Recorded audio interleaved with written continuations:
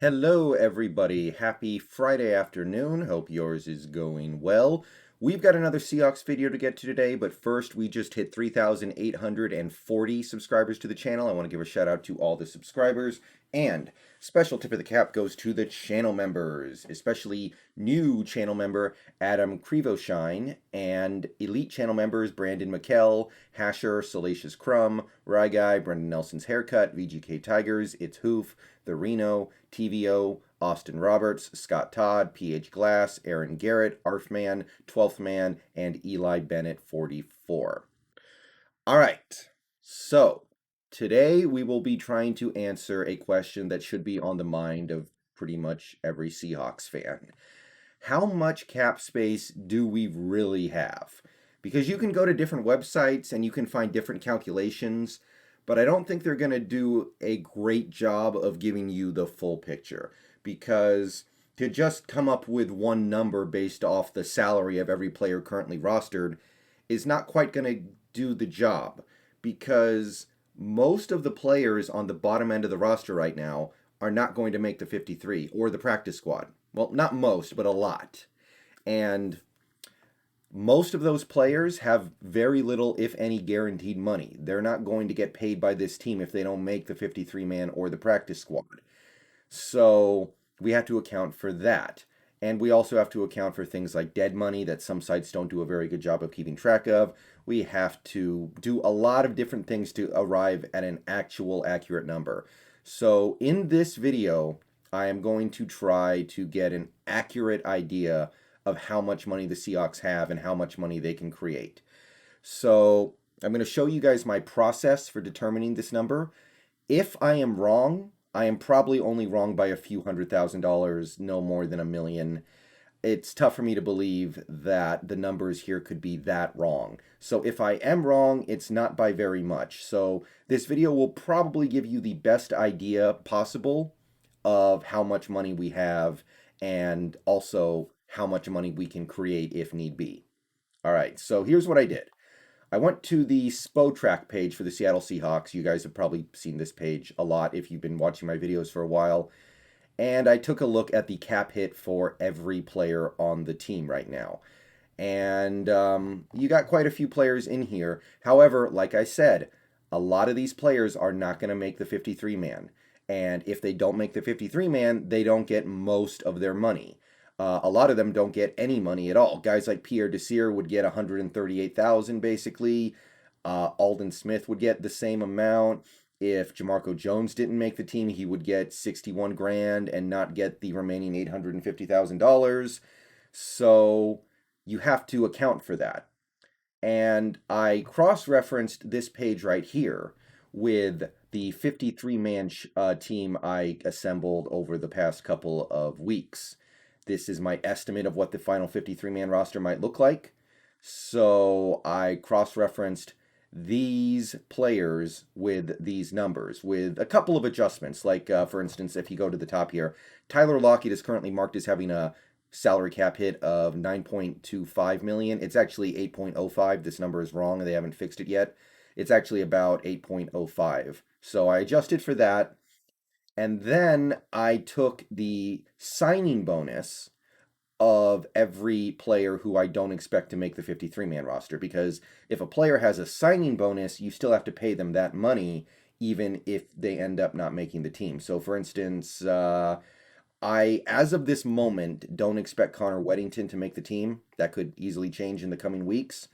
But if he doesn't, then he still gets this $6 grand, or almost $7 grand.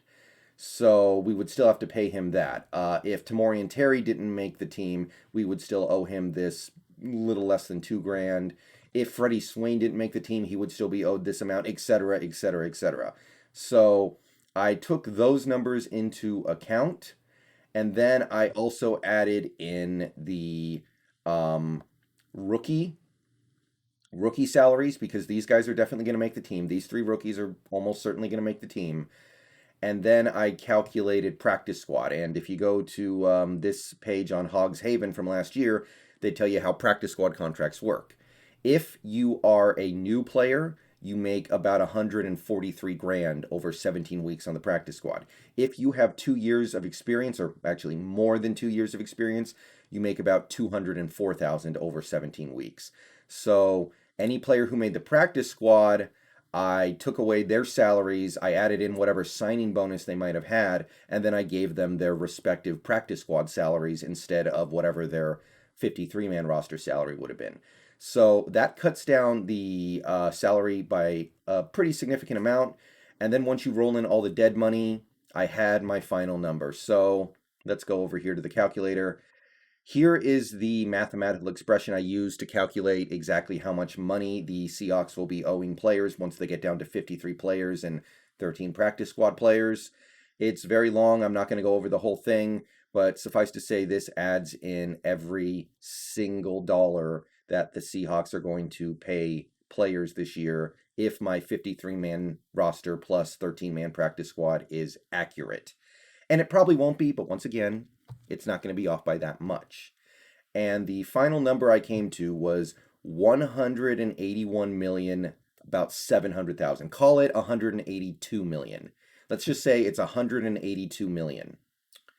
The salary cap for the Seahawks this year, let's go all the way up here, 184 million. So if my calculations are correct, and if they're not correct, they're off by a very small amount, I think. We are, once we get down to an actual season roster, we will be at about 2 million under. Now, when you start the season, you want to have $3 to $4 million to work with to sign injured players, because there are going to be injuries, or excuse me, sign players to replace injured players. You're going to have injuries, you're going to have players miss time, and you're going to want to pick up some low-level veterans for a few hundred grand as the season goes on. So you do want to make sure you have $3 to $4 million in wiggle room. Right now, if my calculations are right, we have 2 million. So basically, here's one thing you can do. You can restructure Jason Myers, and restructuring Jason Myers would save you about 1.18 million, and that would get you down to 180.5 million. That would get you to about 3.5 million in wiggle room, and that would be good enough to go into the season. So once you add everything up, once you put all these numbers together, once you make everything make sense, you'll actually find the Seahawks are in a position to go into 2021 without restructuring Wilson and still being under the cap by enough to have a credible season, to have enough room under the cap to deal with injuries and deal with players that you have to pick up, deal with practice squatters you have to call up as the season goes on, because those things are going to happen. Now, I have said before that the Seahawks have 2 bullets left in their chamber that they could fire at any point in this offseason to really free up cap space. Bullet number 1 is the Jamal Adams extension. And I expect a Jamal Adams extension to happen regardless. But if we did do that, I think it would free up, let's be safe and say about 3 million, okay? Let's say extending Jamal Adams gives you another 3 million in cap space to play with this season.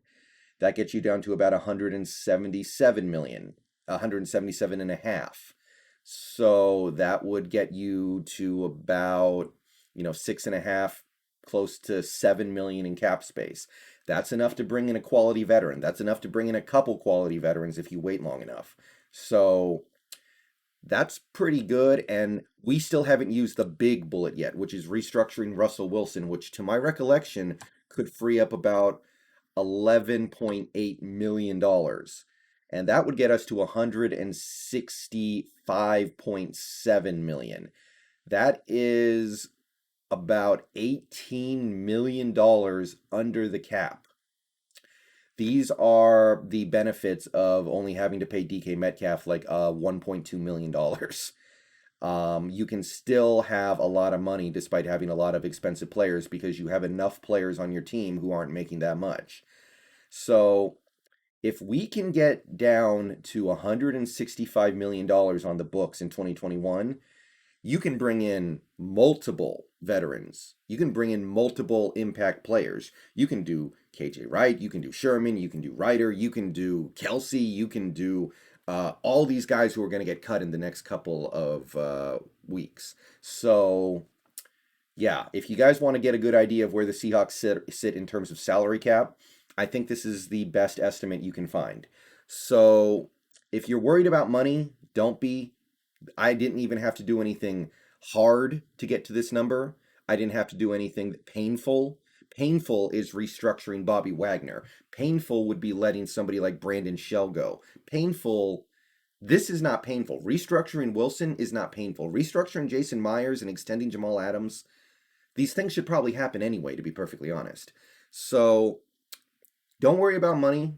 Just know that it looks like the Seahawks have enough money to get more veterans once they shake free in the next month or so. All right. See you guys later. What do you think about this? Who do you want to go pick up with this money? Do you see any mistakes in my calculations? Do you think I got anything wrong? Let me know in the comments.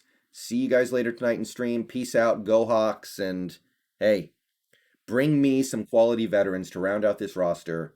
And I think we could have a really special season this year.